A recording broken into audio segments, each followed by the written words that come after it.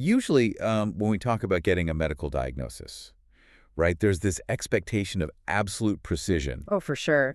It's like engineering. You fall, you break your arm, the X-ray shows this jagged white line on the radius bone, and the doctor just points at it. Right. It's binary. Exactly. Broken or not broken. Yeah. And that's deeply comforting, I think, because human beings, we just love things to be visible and easily categorized. We want the clear labels. We do.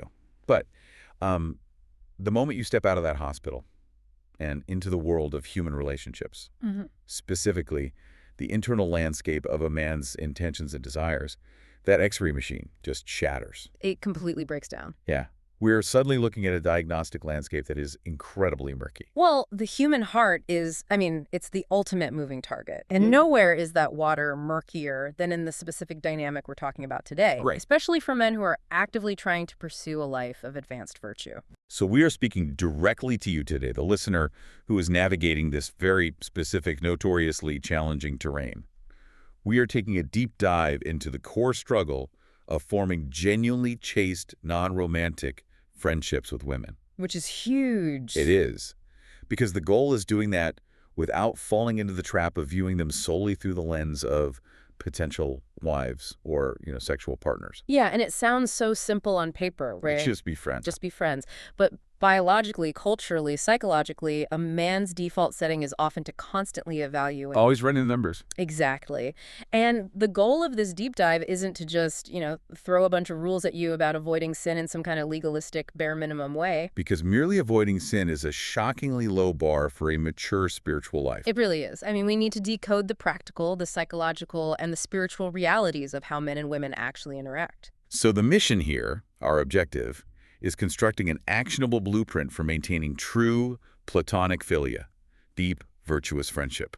We are aiming for effective maturity. Yeah. A complete rewiring of how a man's mind perceives beauty, relationship, and the objective reality of the person standing right in front of him. Okay, let's unpack this. Because before we can even begin to build those chaste friendships, we have to look at the demolition crew, so to speak. The internal saboteurs. Right. We have to understand the psychological and spiritual forces inside a man's mind that are actively working to sabotage those relationships before they even get off the ground. And Pope St. John Paul II provides, honestly, the perfect framework for this. Love and responsibility. Yes. In his masterwork, Love and Responsibility, written back when he was still Karol Wojtyla, he performs this incredibly precise metaphysical dissection of love. It's brilliant. It is. He identifies two distinct internal reactions that occur when a man encounters a woman. And these are the raw materials of attraction, but left unchecked, they absolutely destroy friendship. So the first one is sensuality. Right. Wojtyla defines sensuality as a natural, highly reactive attraction to the physical body of the opposite sex. Okay? And sensuality, by its very nature, is blind to the actual person. Blind in what way? Well, it doesn't see a complex human being with a soul, an intellect, a history, trauma, joy. It just sees a body. Right, it's pure biology. Exactly. And because of that blindness, sensuality has a consumerist orientation. The mind immediately evaluates the woman as a potential object of enjoyment. Treating a human being as a potential object of enjoyment. That is a chilling phrase when you pause to really look at it. It really is. It is the absolute essence of utilitarianism. You are treating a person merely as a means to an end, specifically a means to your own physical or psychological pleasure. And when sensuality is the driving force behind an interaction, the value of the physical thrill matters vastly more than the objective value of the woman herself. So she becomes secondary to the feeling she gives you. Exactly. And the egoism here can be super subtle. A man might not consciously think, I am going to use this person. He's not twirling a villain mustache. Right. He simply experiences a pleasant physical or aesthetic reaction and then actively seeks to prolong that pleasure for its own sake. Which effectively means he's using the other person as like an emotional or visual vending machine. That's a great way to put it. But JPII warns about a second saboteur, and this one, to me at least, strikes me as much more deceptive because it actively wears the mask of virtue. Sentimentality. Right, sentimentality or affectivity. Yeah. So if sensuality is focused purely on the physical body, Sentimentality is focused on the masculine or feminine persona. Yes. It isn't necessarily about wanting to sleep with the person. It manifests as this intense emotional desire for nearness. Yes, that craving. It's that craving for exclusivity, for emotional intimacy, for that specific feeling of being alone together against the world. And sentimentality is incredibly dangerous precisely because it disguises itself as genuine, selfless love. Right, because the guy feels like a good guy. Exactly. A man experiences a profound tenderness, a deep emotional pull toward a female friend, and he tells himself, this isn't lust. My intentions are pure. I just really care about her soul. We have a spiritual connection. Right. But Wojtyla points out that this feeling leads to rapid, aggressive idealization. Okay, let me see if I have the mechanics of this idealization right. Yeah. When a man is swept up in sentimentality, he starts assigning ideal values to this woman that she doesn't actually possess in objective reality. Yes.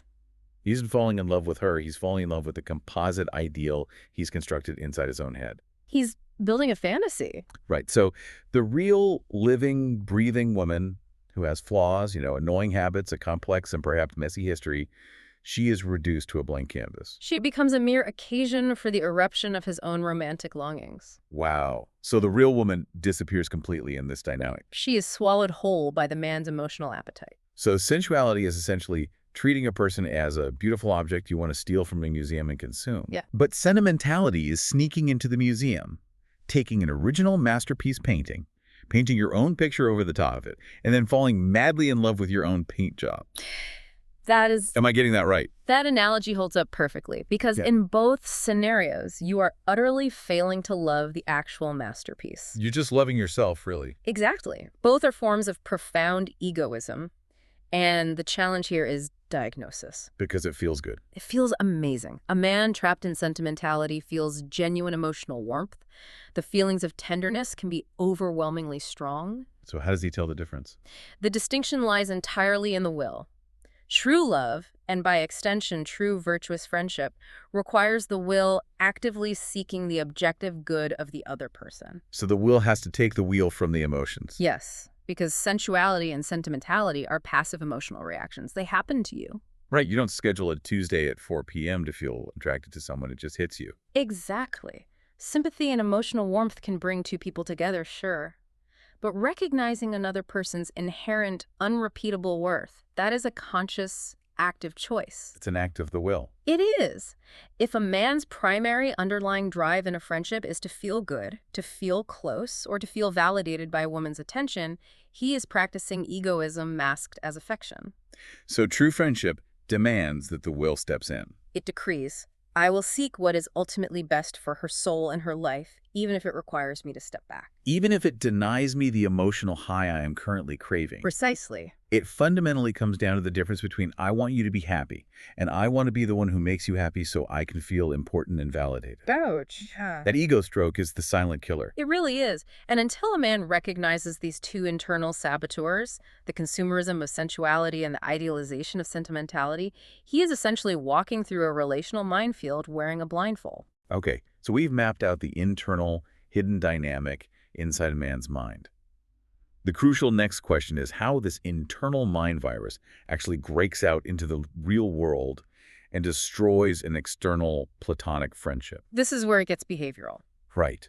Because men often think, well, as long as I keep these feelings to myself, the friendship is perfectly safe. Which is a massive illusion. Modern behavioral psychology utterly destroys that assumption.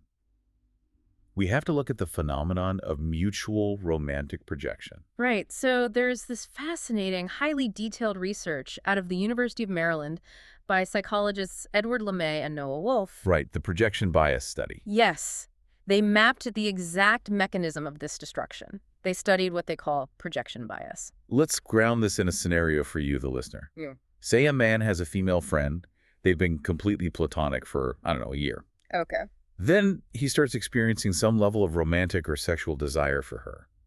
LeMay and Wolf found that the man will subconsciously project his own feelings onto his friend. He begins to falsely attribute reciprocal desires to her.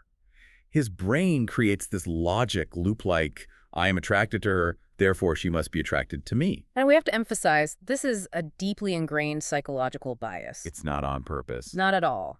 It's not a conscious Machiavellian plot to seduce her. It is wishful thinking, actively distorting his perception of objective reality. Wow. Because he desperately wants his attraction to be mutual, his brain starts interpreting her completely neutral actions as signs of romantic interest. So she smiles politely at a joke, and he reads it as flirtation. Exactly. She sends a text asking about a work project. And he interprets the timing of the text as a sign she's thinking about him romantically. Right. Why would she text me at 8 p.m. if she wasn't into me? And that false perception gives the man a massive surge of false confidence. It does. Because he now subconsciously believes she is interested, his own behavior starts to shift, often without him realizing it. He leaks the intention. Right. He holds eye contact just a fraction of a second too long. His vocal pitch drops slightly. He steers conversations away from surface-level topics toward more intimate, emotionally vulnerable territory. Or he might initiate what look like accidental physical touches, Brushing her arm. sitting just an inch too close on the couch. Right. Now, to understand the sheer force of this projection, we have to layer in insights from Jungian depth psychology, right? Oh, absolutely. Carl Jung's work on the anima explains the psychological engine that is actually generating this illusion. The anima, the repressed inner feminine side of a man's unconscious. Yes. Now, a lot of men bristle at that concept, thinking it implies they're secretly effeminate or something. Which is a total misunderstanding of Jung. Right. It's much deeper than that. So from childhood, societal conditioning and typical male development encourage boys to suppress traits traditionally associated with the feminine. Like extreme emotional sensitivity. Right. Deep vulnerability, certain types of intuitive nurturing.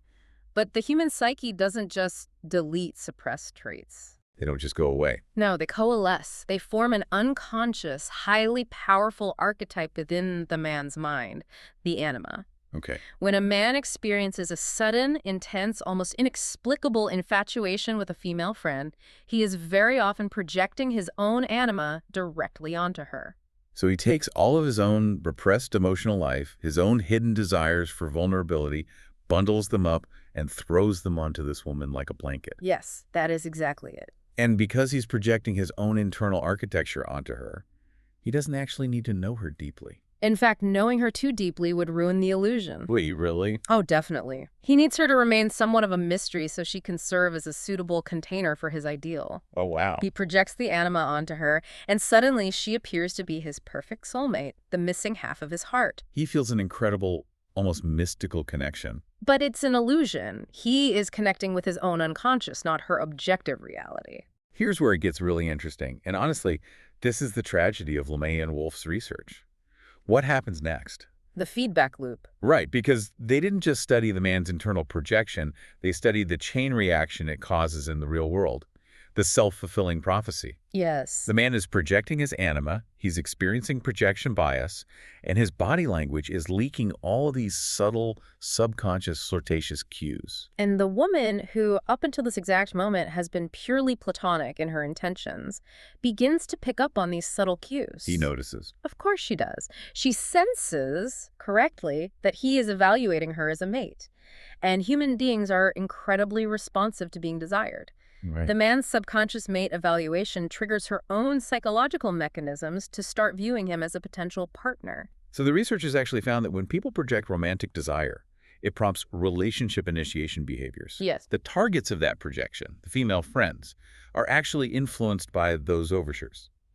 The man acts like she's into him, which flatters her, draws her in, and actually causes her to become into him. And the platonic boundary completely dissolves. It evaporates entirely. And it dissolves not based on a mutual, clear-eyed decision to pursue a virtuous courtship. Right. No one sat down and had a mature conversation. Exactly. It dissolves based on a chaotic, subconscious feedback loop of projection and mismatched expectations. Because the man is likely in love with his anima, his idealized fantasy. And once the platonic boundary falls and the reality of a romantic relationship sets in, Once he realizes she is a messy, complex, autonomous human being and not his perfect emotional mirror, disillusionment hits like a freight train. the container breaks, Yeah. the fantasy shatters, Yep.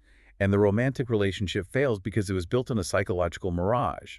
But the platonic trust is already obliterated. The friendship is ruined. And the man is left bewildered, thinking he was being purely platonic in his head, completely unaware that his subconscious made evaluation leaked out through his body language and actively sabotaged the entire dynamic. It's a disaster. And because this projection is so incredibly subtle and deeply subconscious, diagnosing it from the inside is notoriously difficult. Right. You can't see the forest for the trees. A man's capacity for self-deception when fueled by sentimentality is almost limitless. So to diagnose this, we have to look past modern psychology and turn to the masters of the spiritual life. Which is where St. Francis de Sales comes in. Yes. In his introduction to the devout life, he offers this incredibly piercing analysis of this exact phenomenon. He is brutal in his assessment. He writes about what he calls amorettes, or flirtations, phantoms of friendship. He describes these phantoms as foolish, hollow attachments built not on a shared pursuit of virtue, but on amorous inclination or egoistic vanity. Egoistic vanity. I mean, the intense desire for the glory of conquering a heart. That gets right to the bone. It really does. It's the thrill of knowing someone is captivated by you, that you occupy the center of their thoughts. Even if you have absolutely no intention of actually marrying them. Or taking full sacrificial responsibility for their life. It's consuming their emotional energy purely for your own ego stroke. And St. Francis de Sales is brutally honest about the self-deception here.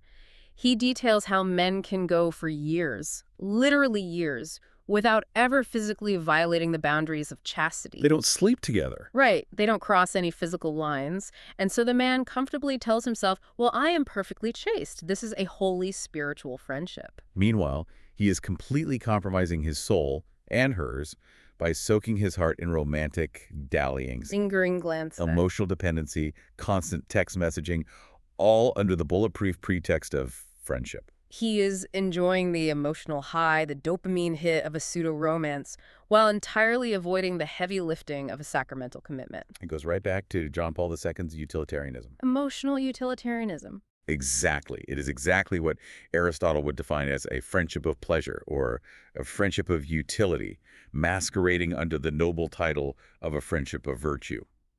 So if a man is deeply entrenched in this self-deception, we need actionable diagnostic tools to pierce the fog. Looking at the sources across behavioral psychology and relationship counseling, there are two incredibly powerful tools for this. Let's hear them. The first requires ruthless, almost painful objectivity. We can call it the radical self-honesty phase, specifically utilizing the best friend test. Okay, I love this one. The mechanics of this test are designed to strip away the illusion of exceptionalism. Right. Because sentimentality always tries to claim exception. It whispers, our connection is special, we have a unique spiritual bond, so the normal rules of boundaries don't apply to us. Yeah, we're different. The best friend test forces objective reality back into the picture. How does it work? You have to ask yourself, would you tell your own brother or your best male friend to tolerate the emotional inconsistency, the boundary blurring, or the manipulation that you are currently executing in this dynamic? Wow. Let's make it concrete. Imagine a man is texting his female friend at 11:30 p.m. She's emotionally dumping on him about her boyfriend or her career anxieties. Okay. He's soaking it up, offering deep, sensitive advice, loving that she relies on him. He feels like her savior, her white knight. Exactly. But if he prints out that text thread, hands it to his brother and says, look at how I'm acting with a woman who isn't my wife, what would the brother say? That's a huge reality check. If you saw your best friend sending late-night texts, seeking constant validation, monopolizing a woman's emotional bandwidth without offering her a ring and a commitment, would you respect him? No, you'd tell him to stop. You would tell him he was acting like a consumer.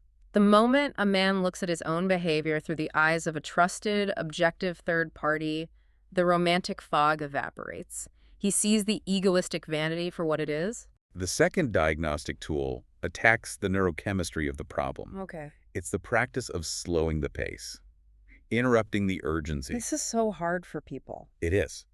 When you are caught in the grip of sentimentality or mutual romantic projection, everything feels life or death urgent. I have to text her back right now. I have to see her today. I have to know what she meant by that comment. And that urgency is the hallmark symptom of the passion. It is a biological and psychological alarm bell signaling that the will is no longer in the driver's seat. Right. The emotions, specifically the dopamine feedback loop, are driving the vehicle. And the biological mechanism here is fascinating.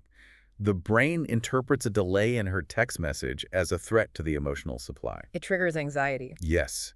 So the tool is to literally stop the chase.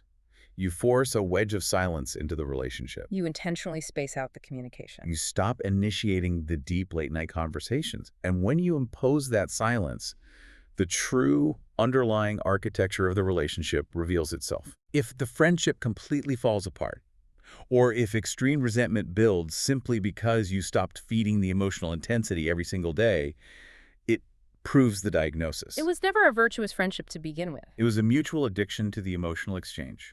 So by using these tools, the radical objectivity of the best friend test and the forced asceticism of slowing the pace, a man forces a crisis in the relationship. He drags it out of the shadowy realm of a friendship of pleasure. He demands that the dynamic either die a natural death or mature into a truly virtuous friendship. And a virtuous friendship is fundamentally based on mutual moral growth. Yes.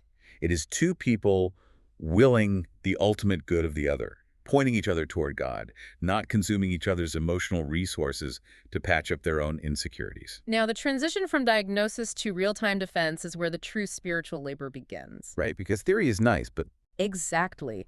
A man can recognize the traps of sensuality and the sentimentality in hindsight, but when he is actually in the presence of the woman, when the attraction hits him in real time, psychological theories aren't enough. he needs tactical spiritual weaponry. Yes. This is where our sources point us away from modern psychology and deep into the harsh, brilliant light of patristic asceticism and the Desert Fathers. Yes, specifically the teachings of St. Hesychios the priest. Right, who wrote extensively on the foundational ascetic concept of nepsis. Nepsis translates to watchfulness or vigilance.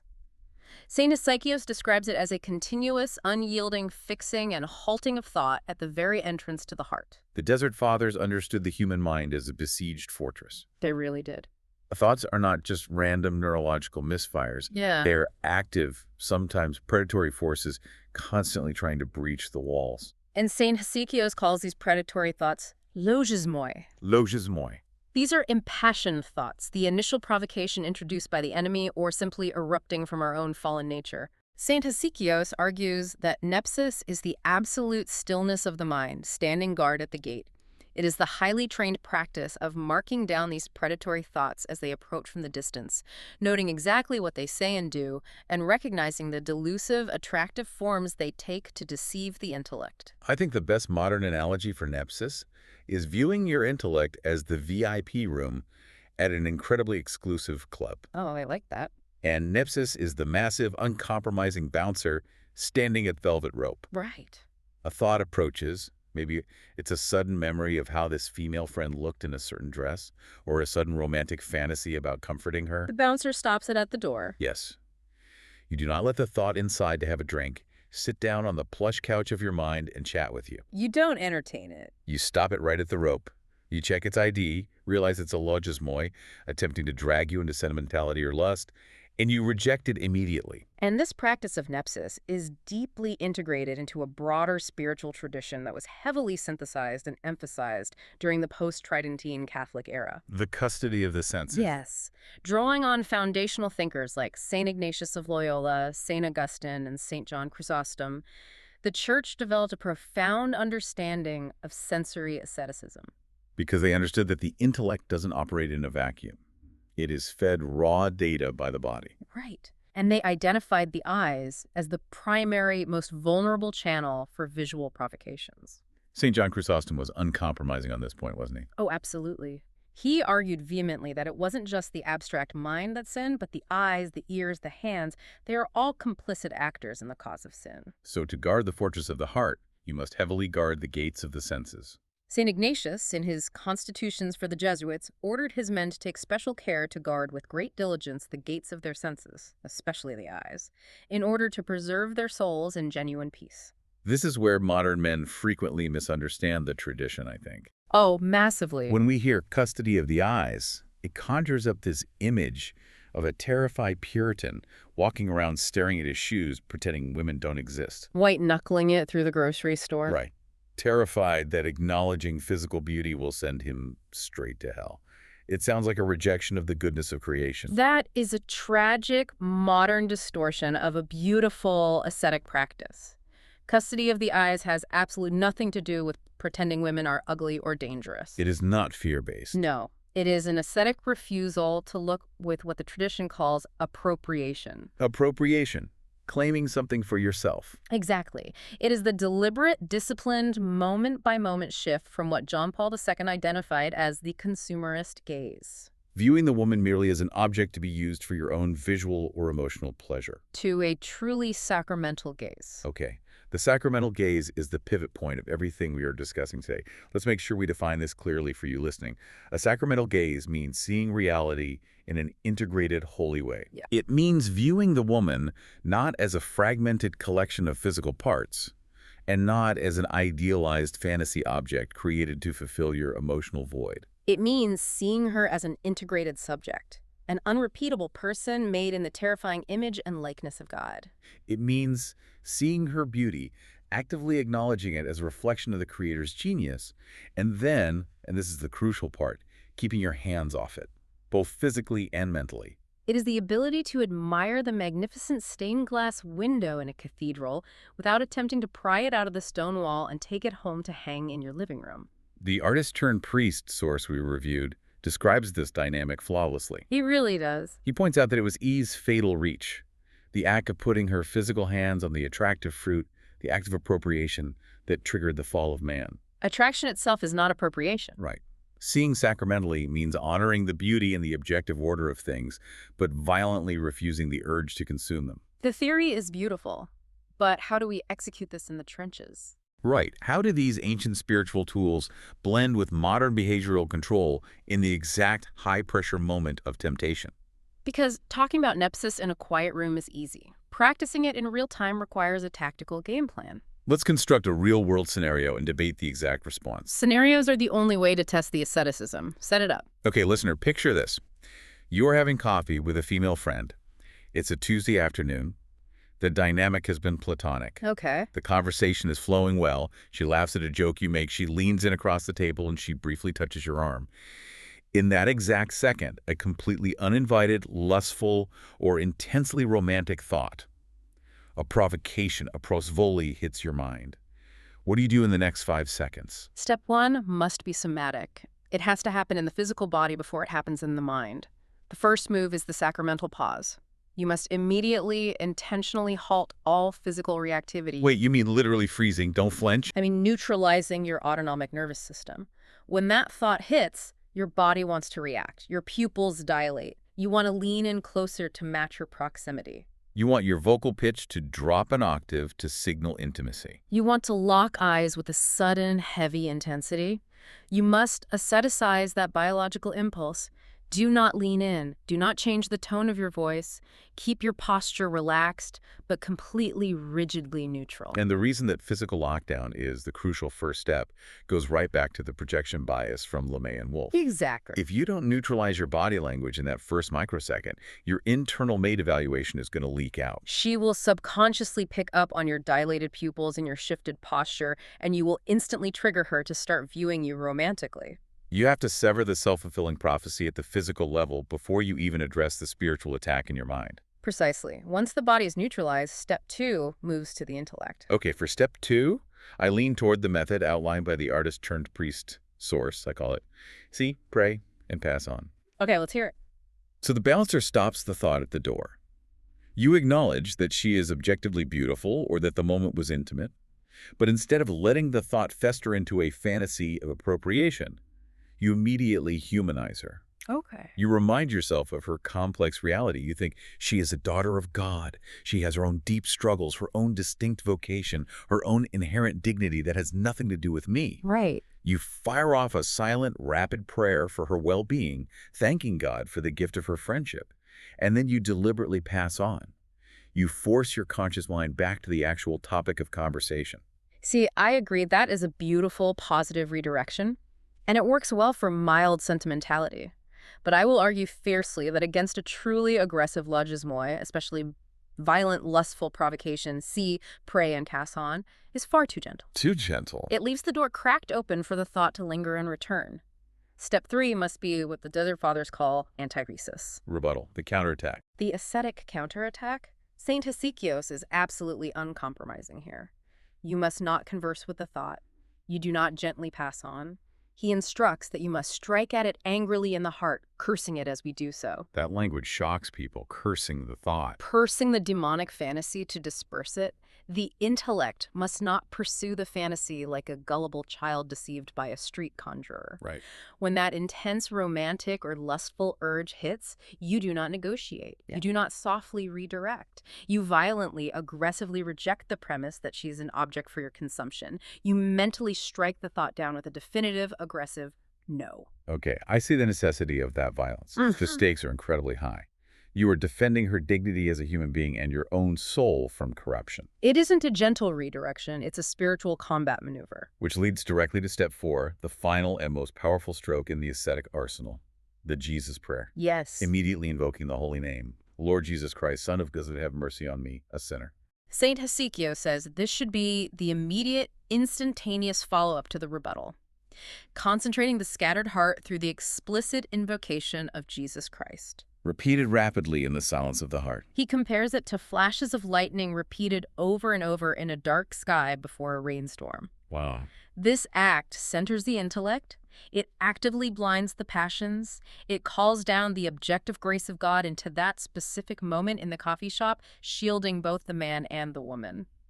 Let's look at another scenario because the coffee shop is overt. What about the covert attacks? Okay, lay it out. Let's take the 11 p.m. text message we discussed earlier. You're sitting on your couch, your phone buzzes. It's her, and she's trauma dumping about a massive fight with her family. Right. The possibility here isn't lust, it's severe sentimentality. The thought hits, I am the only one who truly understands her. I need to rescue her. The somatic lockdown still applies. Do not immediately pick up the phone. Break the biological urgency. Because the dopamine spike is demanding that you type a long, deeply sensitive paragraph right now. You must freeze the physical action. And the antithesis here is rejecting the Messiah complex. You strike down the thought that you are her savior. You recognize the egoistic vanity driving the desire to text back. Exactly. You pray the Jesus prayer, and then, guided by the will seeking her objective good, you enforce the boundary. You do not reply until the next morning, and you reply with appropriate, bounded charity, not emotional enmeshment. And let's do one more scenario. The workplace environment. You are in a meeting. A highly attractive female coworker walks in and sits across from you. The provocation is purely visual sensuality. This is where the sacramental gaze is forged. The bouncer sees the logis moi attempting to reduce her to a visual object. You execute the somatic lockdown. Do not allow your eyes to linger or track her inappropriately. You employ antithesis, striking down the consumerist gaze. You humanize her. She is a professional, a daughter of God. And you invoke the holy name to center your intellect on the work at hand. I mean, executing this 5-second drill in real time, neutralizing the body, stopping the thought, violently striking down the appropriation, and invoking the name of Jesus. It sounds utterly exhausting. It is the definition of spiritual exhaustion. We are talking about immense, unyielding, real-time discipline, but that is the unavoidable cost of watchfulness. Yeah. It requires the grace of God, undeniably, but it is the only viable way to protect the platonic boundary. It protects the man's soul from the slow rot of lust and sentimentality, and it actively protects the woman's dignity from being subtly manipulated by a man's uncontrolled subconscious projections. This brings us to the summit of the entire discussion. We have to be crystal clear on the why. The end goal. Right. We do not practice this grueling asceticism. We do not act as a ruthless bouncer at the door of our minds simply to live in a state of miserable, white-knuckled repression. No, Christianity is not a religion of miserable repression. If the goal is just avoiding eye contact and suppressing thoughts, we've missed the point entirely. Asceticism is a tool, not the destination. The destination is unlocking the profound joy of genuine, non-utilitarian friendship. The goal is achieving purity of heart and effective maturity. And to understand this, we turn to St. Isaac the Syrian. His insights elevate everything we've discussed from mere behavioral management to true ontological spiritual transformation. Right, because St. Isaac teaches that purity is not primarily about behavior. It's not just about keeping your hands to yourself or not sending late-night texts. Purity, fundamentally, is about vision. Christ said, "The pure in heart shall see God." St. Isaac explains that a heart darkened by distraction, lust, and constant self-construction loses the capacity to perceive reality as it truly is. The lens becomes opaque. Heavy with ego. When a man's heart is impure, He looks at a woman and his vision is instantly distorted.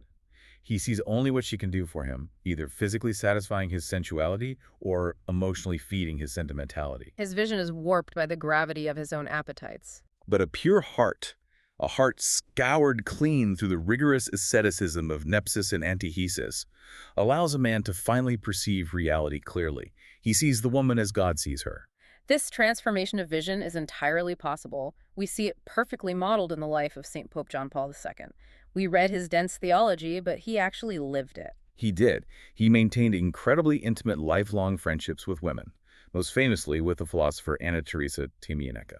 And it's fascinating how people react to that. Both secular critics and sometimes even highly religious people look at those deep friendships and immediately get suspicious. They think, how could a man, a celibate priest and a pope, have such a close, intellectually and emotionally intense friendship with a married woman without it being inappropriate or a near occasion of sin? As one of our sources points out, that suspicion reveals more about the observer than it does about John Paul II. People view his life through the lens of their own impurity. Wow. They assume that any intense opposite-sex friendship is simply a cover for a sexual relationship, or that it inevitably leads to ruin because that is the limit of their own affective maturity. They project their own lack of discipline onto the saint. Exactly. But John Paul II had achieved true affective maturity. He had mastered his sensuality. He had dismantled his sentimentality. He had done the grueling, invisible ascetic work for decades. And because of that purified vision, he was able to engage in deep philia, a true, profound union of souls, without it ever devolving into eros, the biological drive for a one-flesh union. He proved that the boundary is navigable. It is incredibly dangerous, yes, if a man lacks the maturity and the ascetic discipline.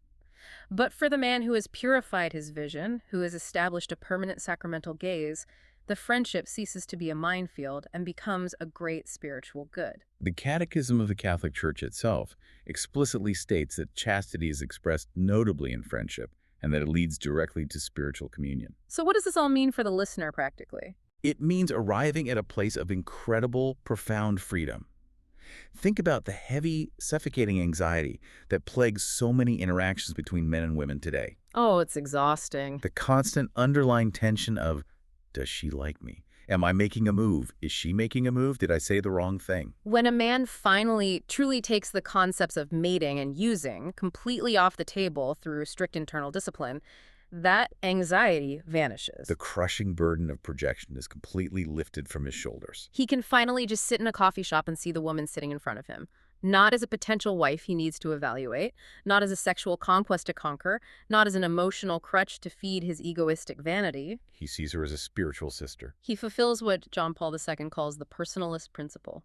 He treats her entirely as a person to be loved and never as an object to be used. That is the ultimate freedom of purity. It is the freedom to love truthfully without the distortion of the ego. It really is. So if I'm looking back over the train we've covered today, we started by diagnosing the internal saboteurs, exposing the utilitarianism of sensuality and the deceptive idealization of sentimentality. We mapped the behavioral mechanics of projection bias, seeing how a man's unchecked subconscious anima projection literally alters a woman's perception and destroys the platonic boundary. We applied the diagnostic tools, using the radical self-honesty of the best friend test to shatter our own egoistic vanity and forcefully slowing the pace to break the neurochemical addiction of an amourette. And we armed ourselves with the heavy artillery of patristic asceticism, the continuous watchfulness of nepsis, the custody of the eyes to prevent appropriation, and the real-time 5-second tactical drill of somatic lockdown, violent antithesis, and the Jesus prayer. All of this driving toward the ultimate goal of a sacramental gaze. It's a lifelong practice. The path of effective maturity and true philia is the path of the cross. It requires a daily, sometimes hourly, dying to the ego. It requires abandoning the cheap, easy dopamine hits of romantic projection. But as the saints show us, it is the only path that leads to friendships built on rock rather than sand, and to lasting internal peace. It's about fixing the X-ray machine of our own hearts so we can finally see reality clearly. I want to leave you, the listener, with a final thought to take into your own prayer and reflection as you navigate your own friendships. If our earthly friendships are meant to be a training ground for the communion of saints, where, after the resurrection of the body, our ultimate nuptial meaning is perfectly fulfilled as a total selfless gift to God, how does learning to look at your female friends with a pure, sacramental gaze today actually prepare your soul for eternity.